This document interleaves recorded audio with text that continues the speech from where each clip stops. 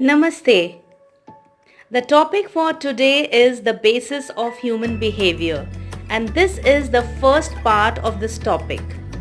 In this part, we will basically understand the biological basis of behavior, where we will talk about the nervous system, the endocrine system, its connection to behavior, the role of heredity, genes, chromosomes, etc. So if we talk about the development or evolution of human beings, biologists यानी कि जीव वैज्ञानिकों का मानना है कि it took around 2 lakh years to develop to their present form. जो पहले की जो प्री एग्जिस्टिंग फॉर्म था ह्यूमन बींग्स का, उससे आज के फॉर्म में आने के लिए करीब करीब 2 लाख वर्ष लगे हैं। और ये किस वजह से हुआ है? ये जो कंटिन्यूअस इंटरैक्शन एनवायरनमेंट के साथ होता रहा है, उस वजह से ये चेंज आया है। तो इवोल्यूशन क्या है?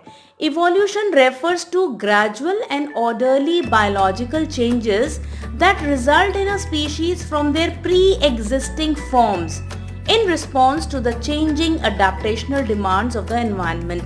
जो भी environment में changes आ रहे हैं, उसके demands जो change हो रहे हैं, उसके हिसाब से human beings भी change होते रहे और वो अपने pre-existing form से नए form में change होकर evolve हुए।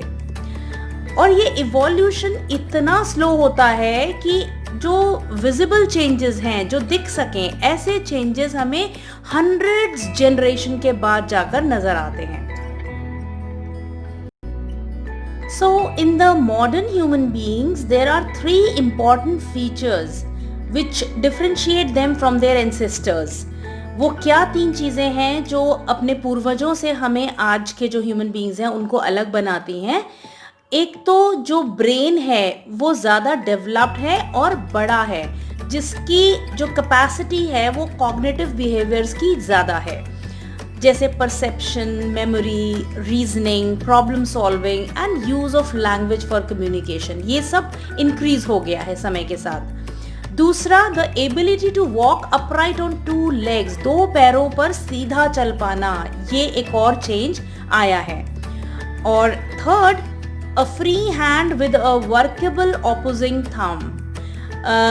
हमारे हाथों का जो काम करने की स्किल्स हैं वो बढ़ गई हैं, क्योंकि जो थंब की पोजीशन है वो और थोड़ा सा डेवलप हो गई है, वो सेपरेट हो गया है, तो वो ज़्यादा अच्छे से ग्रिपिंग और फंक्शन कर सकता है।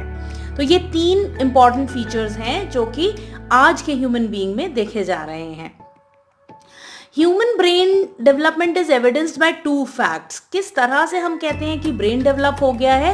एक तो जो ब्रेन का वेट है वो बॉडी का 2.35% है। टोटल जो बॉडी वेट होता है उसका 2.35% ब्रेन है, and it is the highest among all species. कोई और स्पीशी में इतना परसेंटेज नहीं होता है ब्रेन का, इसलिए ह्यूमन ब्रेन जो है वो सबसे ज्यादा डेवलप्ड माना जाता है।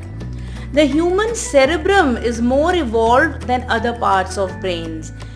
जो ब्रेन के अंदर जो सेरेब्रम है, एक पार्ट है ब्रेन का, वो सबसे ज्यादा इवॉल्व है, वो सबसे ज्यादा डेवलप हुआ है। इसके बारे में हम आगे जानेंगे कि ये क्या होता है। We have both biological and cultural roots. हमारे बिहेवियर को बनाने में, इवॉल्व करने में दोनों चीज़ें काम करती हैं, बायोलॉजिकल भी और कल्चरल भी। हमारा कल्चर इम्पैक्ट करता है कि हम कैसे बिहेव करेंगे, और हमारी बायोलॉजी भी ये डिटर्मिन करती है, जो हमारा बायोलॉजिकल सिस्टम है, कि हम किस तरह से बिहेव करेंगे। तो इस तरह से बायोलॉजिकल एंड कल्चरल बेसिस दोनों ही जरूरी हैं बिहेवियर को समझने के लिए। So now let's understand about the biological basis of behavior. For this, first we need to understand about the neurons. Neuron is the basic unit of our nervous system. जो भी हमारी बॉडी का nervous system है, इसके बारे में हम आगे समझेंगे, ये उसका बेसिक यूनिट है। And they are specialised cells. Specialised कैसे हैं? इनकी एक यूनिक प्रॉपर्टी है कि ये जो भी स्टिमुलस है या जो भी स्टिमुलाई हमें मिल रहा है, जो हमारे बिहेवियर को बनाता है, उसको इलेक्ट्रिकल इम्पल्सेस में चेंज करता है, उसको कन्वर्ट कर देता है। और ये ऐसे भी स्पेशलाइज्ड है कि ये इंफॉर्मेशन को रिसीव करता है, फिर कंडक्ट करता है और ट्रांसमिट करता है, आगे भेजता है इलेक्ट्रोकेमिकल सिग्नल्स के फॉर्म में। They receive information from sense organs और फ्रॉम अदर एडजेसेंट न्यूरॉन्स। तो सेंस ऑर्गन से जो हमें इंफॉर्मेशन मिलती है, मतलब जो हम देखते हैं, सुनते हैं, स्मेल करते हैं, टेस्ट करते हैं, जो भी हमें एनवायरनमेंट से जो इंफॉर्मेशन मिल रही है, और जो एडजेसेंट न्यूरॉन से, दूसरे न्यूरॉन से जो इंफॉर्मेशन मिल रही है, ये उनको कैरी करता है सेंट्रल नर्वस सिस्टम में, मतलब ब्रेन और स्पाइनल कॉर्ड में, and bring motor information from the central nervous system to the motor organs. और सेंट्रल नर्वस सिस्टम से ये फिर इंफॉर्मेशन लेके आता है मोटर ऑर्गन्स में, मतलब मसल्स एंड ग्लैंड्स में। In the human nervous system, there are nearly 12 billion neurons. ये न्यूरॉन्स बहुत तरह की शेप्स, बहुत तरह के साइजेस, केमिकल कॉम्पोजिशंस और फंक्शंस के होते हैं। इन सब डिफरेंसेस के बाद भी they share 3 fundamental components. These 3 fundamental components are soma, nucleus and dendrites. Soma or cell body is the main body of the nerve cell. It contains the nucleus of the cell as well as other structures. जो cell का जो nucleus है, जो centre part है, वो सोमा में होता है। The genetic material of the neuron is stored inside the nucleus and it becomes actively engaged during cell reproduction and protein synthesis. The soma also contains most of the cytoplasm, जो एक तरल होता है सेल के अंदर, cell fluid भी बोलते हैं जिसे, उसको हम बायोलॉजिकली साइटोप्लाज्म भी बोलते हैं, ये उसके अंदर होता है। Another thing is dendrites. Dendrites are the branch-like specialized structures, as you can see in this picture, that emanate from the soma. Soma में से वो branches की तरह से निकलता है। They are the receiving ends of the neurons. यहाँ से वो receive करते हैं information, और neural impulses जो बाहर से आ रही हैं उसको वो receive करते हैं। There are 2 types of nerves. One is sensory nerves and the other is motor nerves. Sensory nerves are also called afferent nerves. इनका जो फंक्शन है कि ये इंफॉर्मेशन को कैरी करते हैं सेंस ऑर्गन से और लेके जाते हैं सेंट्रल नर्वस सिस्टम में। Sense organs like eyes, ear, nose, tongue, skin, इनमें से इंफॉर्मेशन लेके ये सेंट्रल नर्वस सिस्टम में पहुंचाते हैं। मोटर नर्व्स, जिनको इफरेंट नर्व्स भी कहा जाता है, they carry information from central nervous system to muscles and glands. तो जो सेंट्रल नर्वस सिस्टम में जो इंफॉर्मेशन है उनको मसल्स और ग्लैंड्स तक लेके जाना इनका काम है।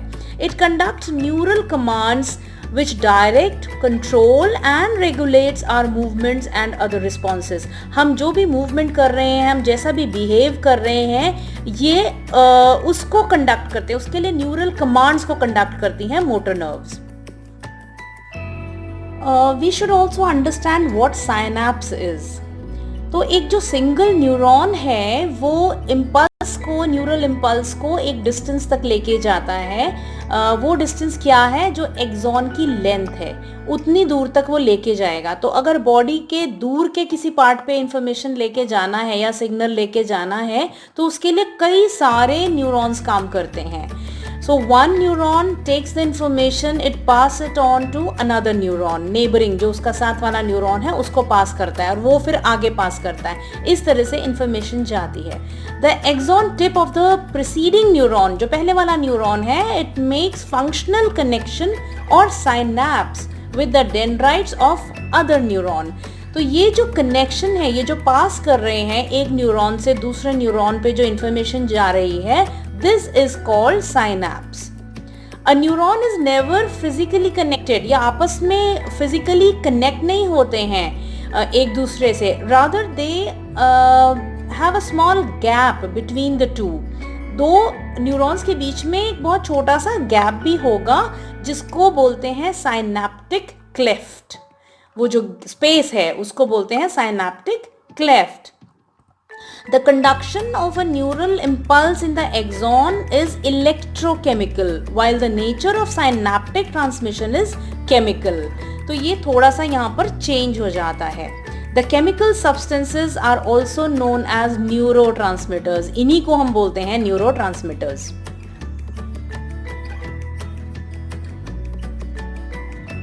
तो अभी हमें समझना होगा कि नर्वस सिस्टम और एंडोक्राइन सिस्टम का स्ट्रक्चर क्या है और उसके फंक्शंस क्या हैं और इसका रिलेशनशिप बिहेवियर और एक्सपीरियंस से किस तरह है। तो जो नर्वस सिस्टम और एंडोक्राइन सिस्टम है ये साथ में काम करते हैं and then they give shape to human behaviour and experience. उसी के साथ में काम करने की वजह से हमारा बिहेवियर और एक्सपीरियंसेस बनते हैं। The nervous system is divided into two parts when we talk about its structure. One is central nervous system, which in short is called CNS, and the other is peripheral nervous system, which is called PNS in short. Peripheral nervous system are the neural tissues outside brain and spinal cord. The central nervous system is again divided into two parts. One is brain, the other is spinal cord. Brain has three parts: hindbrain, midbrain and forebrain, and spinal cord has ascending pathways, interneurons and descending pathways. When we talk about peripheral nervous system, it has two parts. One is somatic nervous system, which in short is called SNS, and the autonomic nervous system, which is called ANS. The SNS has sensory and motor nerves and it regulates the voluntary actions. Whereas autonomic nervous system has involuntary action control and it is an internal system. This autonomic nervous system has two parts again. One is sympathetic division and the other is parasympathetic divisions. The sympathetic division is called the troubleshooter and the parasympathetic division is called the housekeeping. जो central nervous system है ये सभी neural activities का centre है। It integrates all incoming sensory information, performs all kinds of cognitive activities and issues motor commands to muscles and glands. इसी के अंदर brain और स्पाइनल कॉर्ड मिलके ये काम करते हैं।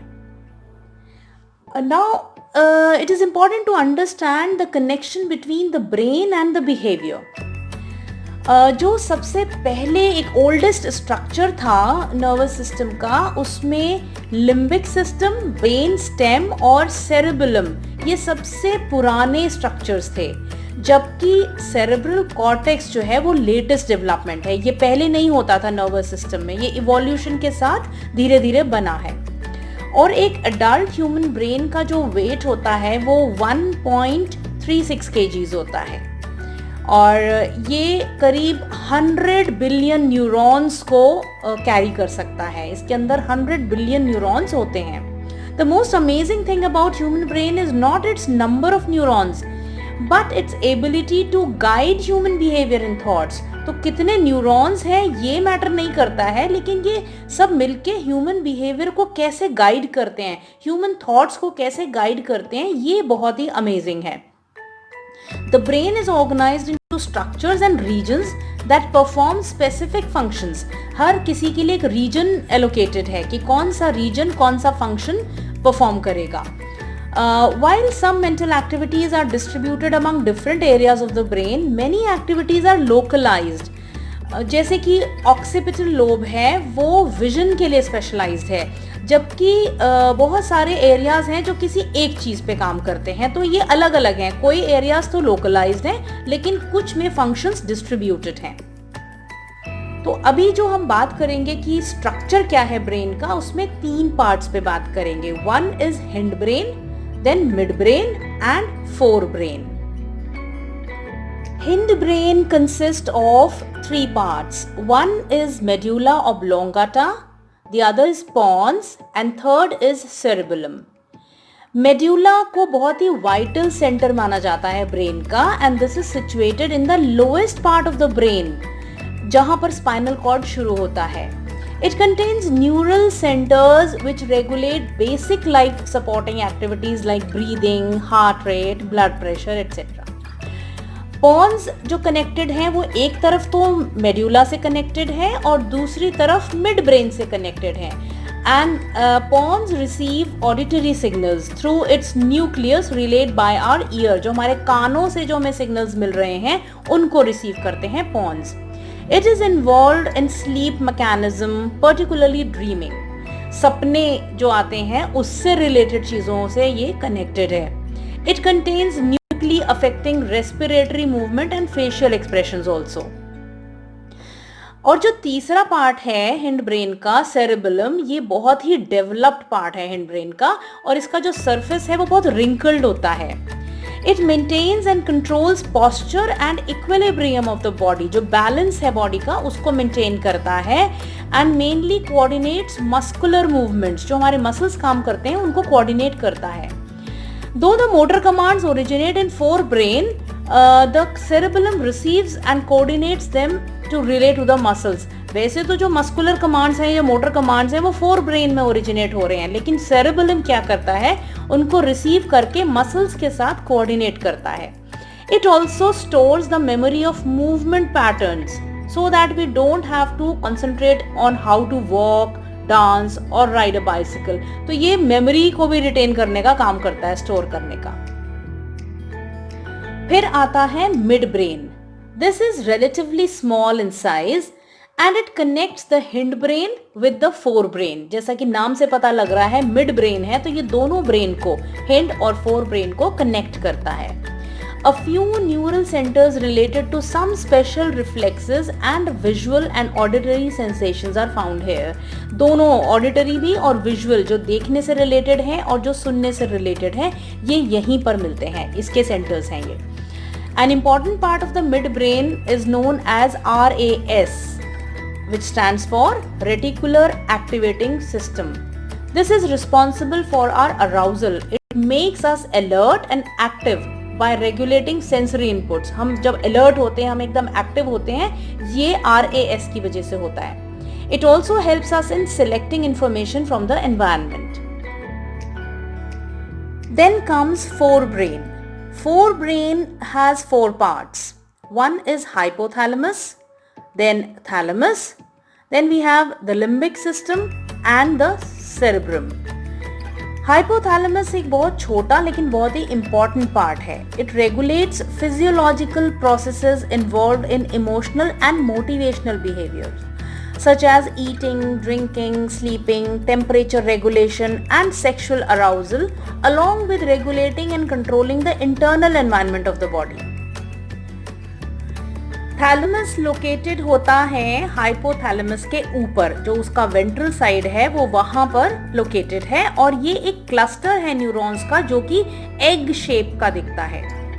It is like a relay station that receives all incoming sensory signals from sense organs, जैसे कान, नाक, जीभ, स्किन, आईज, यहाँ से जो भी सिग्नल्स मिल रहे हैं वो इनको रिसीव करता है और अप्रोप्रिएट पार्ट्स में भेजता है आगे प्रोसेसिंग के लिए। It also receives all outgoing motor signals coming from the cortex and sends them to appropriate parts of the body. Then we have the limbic system. This helps in maintaining internal homeostasis, जो balance है, एक equilibrium है body का, उसको बनाने में help करता है bye regulating blood pressure, body temperature and blood sugar level। It has close links with hypothalamus and it also has a part called hippocampus। Hippocampus और एमिगडाला, ये दो पार्ट्स इसके अंदर होता है। Hippocampus is very much important for long term memory and amygdala is important for emotional behaviour. The fourth part of forebrain is the cerebrum। This is also called cerebral cortex। ये पूरे brain का 2/3 होता है, 2/3, तो ये सबसे बड़ा हिस्सा है। It regulates all higher levels of cognitive functions जैसे attention, perception, learning, memory, language behavior, reasoning and problem solving। It contains neurons, neural nets and bundles of axons which help us to perform organized actions and create images, symbols, associations and memories। जो भी हम याद रख पाते हैं वो इसकी वजह से रख पाते हैं। It is divided into two identical appearing halves, दो बिल्कुल एक जैसे हाफ लगते हैं ये, इनको बोला जाता है सेरेब्रल हेमिस्फेयर्स। हेमिस्फेयर्स मींस आधे जो गोले होते हैं, तो ये दो आधे गोलों जैसा नजर आता है, लेकिन ज्यादातर एक हाफ जो है वो दूसरे हाफ पर डोमिनेट करता है। जैसे कि left hemisphere usually controls language behaviour and right is usually specialized to deal with images, spatial relationships, space को लेके, distance को लेके, and pattern recognition. Connected by corpus callosum. Corpus callosum एक white bundle है fiber का, इससे ये connected होता है, and this carries messages back and forth between the hemisphere. जो दो hemispheres हैं उनके बीच में ये messages लेके जाता है ये corpus callosum. तो सेरेब्रल कॉर्टेक्स या फिर the cerebrum is divided into 4 lobes. इसके 4 लोब्स बताए गए हैं और ये हैं frontal lobe, parietal lobe, temporal lobe and occipital lobe. Frontal lobe क्या है? Frontal lobe is concerned with cognitive functions and also exerts inhibitory effects on autonomic and emotional responses. Parietal is concerned with cutaneous sensations and their coordination with visual and auditory sensations. और temporal is concerned with the processing of auditory information. जो भी information सुनकर मिल रही है उसको process करना, such as understanding of speech and written language, memory of symbolic sounds and words. और occipital जो concerned है वो visual से concerned है. It processes visual information such as interpretation of visual impulses. जो भी sensation या information हमें visually मिल रही है, देख कर मिल रही है, उसको interpret करना, उसको meaning देना. Memory of visual stimuli and color visual orientation. Physiologists and psychologists have found that no activity of the human brain is performed only by a single part of the cortex. But it is also correct that there is some localization of functions. That is, for a particular function, a particular part of the cortex plays a more important role than the other parts. For example, if you are driving a car, you see the road and other vehicles by the function of your occipital lobe. जो भी हम road पे देख रहे हैं उसको हम occipital lobe की वजह से देख रहे हैं. Hear the horns by the function of temporal lobes. Do many more activities controlled by parietal lobe and make decisions by the help of frontal lobe. The whole brain acts as a well coordinated unit in which different parts contribute their functions separately. After knowing about the brain, let us now understand the structure and functions of spinal cord. Spinal cord is a long roped-like collection of nerve fibers which run along the full length inside the spine. जो रीढ़ की हड्डी है उसके अंदर ये nerve fibers रहते हैं. Its one end is connected with the medulla of the brain and the other end is the tail end which is free. वो कहीं connected नहीं होता है. इसका जो structure है ये ऊपर से लेके नीचे तक similar है, एक जैसा है. Butterfly-shaped mass of gray matter present in the center of the spinal cord contains association neurons and the other cells. Surrounding the gray matter is the white matter of the spinal cord, which is composed of the ascending and descending neural tracts. इसमें ऊपर जाते हुए और नीचे आते हुए neural tracts होते हैं. These tracts, which are actually the collection of nerve fibers, connect the brain with the rest of the body. If we talk about the functions of the spinal cord plays the role of a huge cable. एक बहुत बड़े wire की तरह, एक cable की तरह काम करता है जो कि बहुत सारी अनगिनत जो मैसेजेस हैं उनको एक्सचेंज करता है सेंट्रल नर्वस सिस्टम के साथ. जो भी इंफॉर्मेशंस हैं, मैसेजेस हैं, वो सेंट्रल नर्वस सिस्टम तक पहुंचाना और वहां से लाना. तो मेनली इसके 2 फंक्शंस हैं. First is it carries sensory impulses coming from the lower part of the body to the brain. जो बॉडी का नीचे का हिस्सा है वहां से आते हुए जो मैसेजेस हैं, सेंसरी इम्पल्सेस हैं, उनको ब्रेन तक लेके जाना. And motor impulses originating from the brain to all over the body, और जो ब्रेन में इम्पल्सेस पैदा हो रहे हैं, बन रहे हैं, उनको पूरी बॉडी में लेके जाना। और इसका जो फंक्शन है that it performs some simple reflexes that do not involve the brain but involves sensory nerve, a motor nerve and the association neurons of the gray matter of the spinal cord. Reflex actions जो होते हैं वो automatically होते हैं, उसमें brain का कोई conscious decision नहीं होता है। दिस इज इनवॉलंटरी, अचानक से होने वाला। Reflex actions are inherited in our nervous system through evolutionary process. For example the eye blinking reflex in which our eyelids blinks whenever any object suddenly comes near to our eyes. कोई फेंक के कुछ मारता है तो एकदम से आंखें पलकें झपक जाती हैं, तो ये एक रिफ्लेक्स है, इसमें ब्रेन का डिसीजन नहीं होता है, ये स्पाइनल कॉर्ड की वजह से हो रहा है। Reflexes serve to protect the organism from potential threats and preserve life. Several reflex actions are performed by a nervous system such as knee jerk, pupil constriction, आंखों के पुतलियों का कम होना, बढ़ना, pulling away from hot or cold object, breathing and stretching, etc. Most reflex actions are carried out by the spinal cord and do not involve the brain. Now let's talk about the peripheral nervous system, जो कि एक brain और spinal cord के बाहर neural tissues हैं, उनको हम PNS या पेरिफेरल नर्वस सिस्टम बोलते हैं। This is composed of all the neurons and nerve fibers that connect the central nervous system to rest of the body.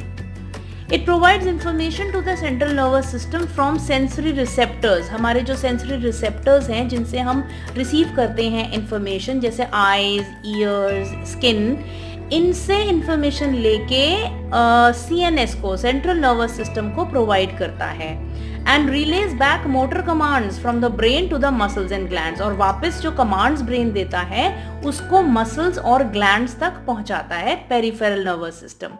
तो peripheral nervous system, as we talked earlier, has two parts. One is somatic nervous system SNS and the other is autonomic nervous system ANS। तो जो somatic nervous system है इसमें cranial nerves होती हैं और spinal nerves होती हैं। Cranial are in 12 sets which emanates from or reach different locations of the brain. वो वहाँ से ओरिजिनेट भी होते हैं और ब्रेन तक पहुँचते भी हैं, और ये 12 सेट्स में हैं। These are of 3 types: sensory, motor and mixed. Sensory nerves collect information from receptors of the head region. जैसे विजन का जो सेंसेशन है वो इंफॉर्मेशन रिसीव करना, ऑडिशन सुनने का, स्मेल, टेस्ट, टच, ये सब वहाँ से रिसीव करते हैं and carry them to the brain. Motor nerves का जो काम है, ये मोटर इम्पल्सेस जो ब्रेन में पैदा हो रही हैं, ओरिजिनेट हो रही हैं, इनको मसल्स, जो हेड रीजन के मसल्स हैं, वहां तक लेके जाना। For example, movement of eyelids are controlled by motor cranial nerves. Then there is a third type which is mixed nerves. This have both sensory and motor fibers which conduct sensory and motor information to and from the brain. तो ये दोनों तरह की information को conduct करता है और लेके भी जाता है और ब्रेन से लेकर भी आता है। जैसे क्रेनियल नर्व्स के 12 सेट्स हैं, उस तरह स्पाइनल नर्व्स के 31 सेट्स होते हैं। And these sets come out or reach to the spinal cord, not the central nervous system. It has two functions. Sensory fiber of the spinal nerves collects information from all over the body except the head region. जो cranial nerves हैं वो head region से लेती हैं information, लेकिन spinal nerves head region छोड़ के बाकी body से लेती हैं and sends them to the spinal cord, from where they are then carried out to the brain. In addition, motor impulses coming down from the brain are sent to muscles by the motor fibers of the spinal nerves. Somatic nervous system के बाद दूसरा division है autonomic nervous system, जो कि mainly वो activities हैं, उन activities को गवर्न करता है जो कि इंडिविजुअल के डायरेक्ट कंट्रोल में नहीं होते हैं, जैसे ब्रीदिंग, ब्लड सर्कुलेशन, सैलिवेशन, लार का गिरना, stomach contraction and emotional reactions. It has two divisions, sympathetic and parasympathetic. Although both work together to maintain a state of equilibrium, the effect of one division is opposite to the effect of the other. दोनों का उल्टा असर होता है. तो दोनों में क्या फर्क है? सिंपैथेटिक जो है ये डील करता है इमरजेंसी से, when actions must be quick and powerful, such as in situations of fight and flight. या तो फेस करो या भाग जाओ. जब ऐसी सिचुएशन होती है तो वहां पर ये वाला सिस्टम काम करता है. During this period the digestion stops, blood flows from internal organs to the muscles, and breathing rate, oxygen supply, heart rate and blood sugar level increases. Parasympathetic में क्या होता है? This is mainly concerned with conservation of energy. It monitors the routine functions of the internal system of the body. It takes over when emergency is over. जब वो emergency वाली situation जो fight and flight की situation होती है, वो जब वो over हो जाती है तब ये काम करता है. It calms down the individual and all body functions like heartbeat, breathing, etc. they return to their normal levels. After understanding the nervous system, another major system is endocrine system. This works in conjunction with nervous system. It has ductless glands or endocrine glands, what we call, which secrete specific chemical substance called hormones that control some of our behaviors. Hormones are circulated by the bloodstream. This system works in conjunction with different parts of nervous system. The whole system is thus known as neuroendocrine system. तो जो major endocrine glands हैं वो हैं pituitary, thyroid, adrenal, pancreas and gonads. So let's understand pituitary gland. Pituitary gland is situated within the cranium, just below the hypothalamus. It is divided into anterior and posterior pituitary. Anterior जो है वो directly connected है hypothalamus से, और hypothalamus regulate करता है उसके hormonal secretion को. Hormones कैसे secrete होंगे ये hypothalamus control करता है. Pituitary gland is also known as the master gland, because it secretes growth hormone and many other hormones which direct and regulate the secretions of many other endocrine glands. Some hormones are secreted at a steady rate. धीरे धीरे throughout the life ये चलता रहता है. जैसे childhood में जब grow करता है बच्चा वो बहुत steady rate से होता है और थोड़े टाइम के लिए adolescence age में. While others are secreted at an appropriate time in the life, such as puberty. एक particular time पे secrete होते हैं. गोनेडोट्रोपिक जो हार्मोन इस वक्त सिक्रीट हो रहा है प्यूबर्टी में, ये सेक्सुअल चेंजेस के लिए रिस्पॉन्सिबल है. सेकेंडरी सेक्सुअल चेंजेस जो बॉडी में आते हैं वो इसकी वजह से आते हैं. Thyroid gland is located in the neck and produces thyroxine hormone that influences the bodies metabolic rate. इसका अगर स्टेडी सिक्रेशन होता है तो ये प्रोडक्शन एनर्जी का मेंटेन करता है, कंजम्पशन ऑफ ऑक्सीजन को मेंटेन करता है, और जो बॉडी सेल्स के वेस्ट हैं उनको बाहर निकालता है, उन्हें एलिमिनेट करता है. जबकि अंडर प्रोडक्शन से क्या होता है थायरोक्सिन के, it leads to physical and psychological lethargic हो जाती है बॉडी, बहुत ढीलापन, सुस्ती, इस तरह की चीज़ें. तो जिनको ये सिम्टम्स आते हैं उनको इसके टेस्ट के लिए भी बोला जाता है कि थायराइड का टेस्ट करा के आएँ. If thyroid gland is removed in young animals, तो उनमें क्या होगा कि उनकी ग्रोथ स्टंटेड रह जाएगी, वो ग्रो नहीं कर पाएंगे ज्यादा, and they fail to develop sexually.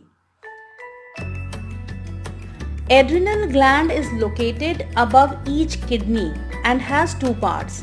एक है एड्रिनल कॉर्टेक्स और दूसरा है adrenal medulla, each secreting different hormones. दोनों में से अलग अलग तरह के हॉर्मोन्स सिक्रीट होते हैं. The secretion of adrenal cortex is controlled and regulated by adrenocorticotropic hormone ACTH, secreted by anterior pituitary gland. और एड्रिनल कॉर्टेक्स जो है ये सिक्रीट करता है group of hormones called corticoids, useful for physiological purposes.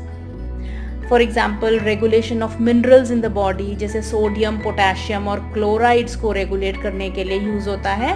Disturbance in its function seriously affects the functions of nervous system. इसमें अगर problem आती है तो नर्वस सिस्टम के फंक्शंस में भी प्रॉब्लम आ जाती है.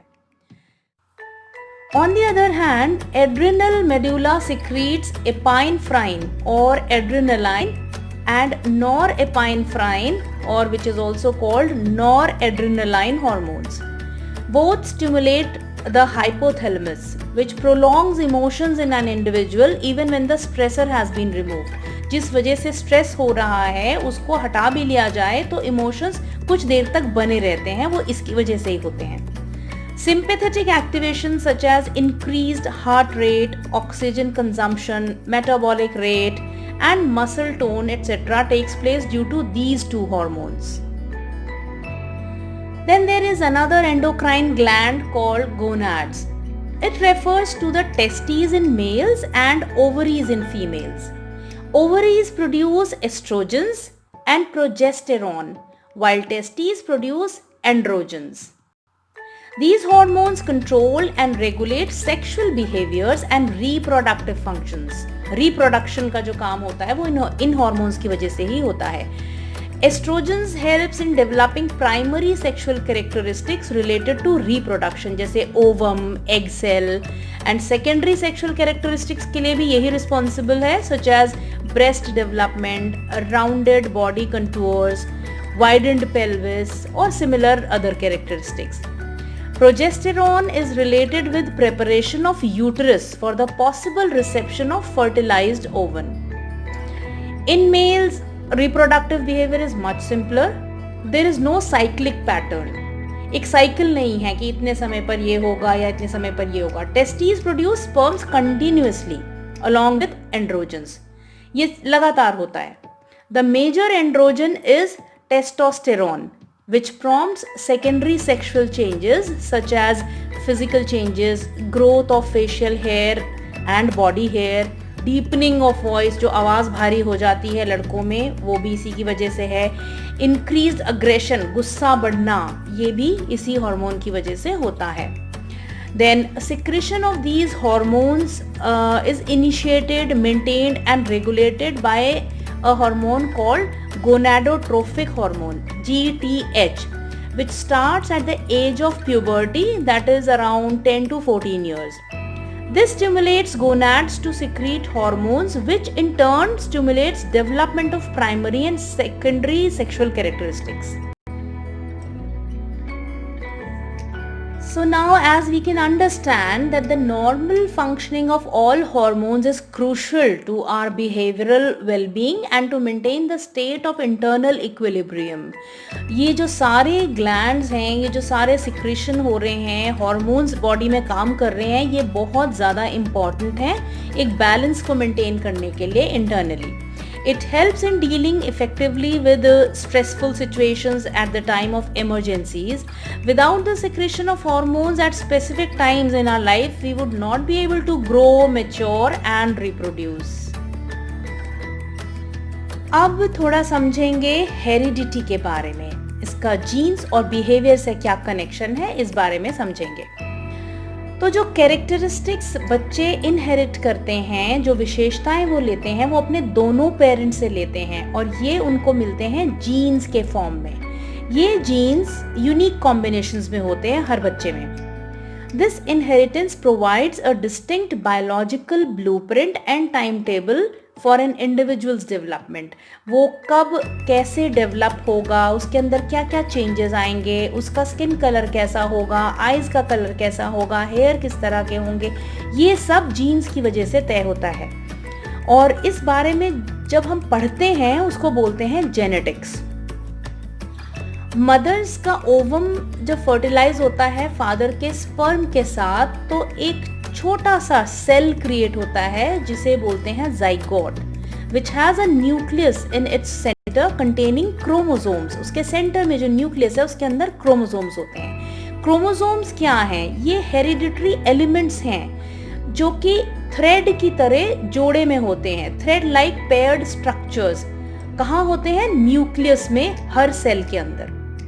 At the time of conception, the organism inherits 46 chromosomes. जिसमें से 23 मदर से मिलते हैं और 23 फादर से मिलते हैं।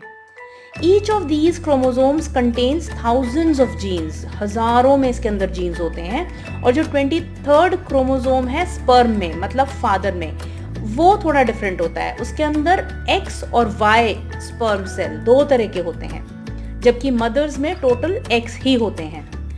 ये तय करते हैं कि जो बच्चा है वो लड़की होगी या लड़का होगा।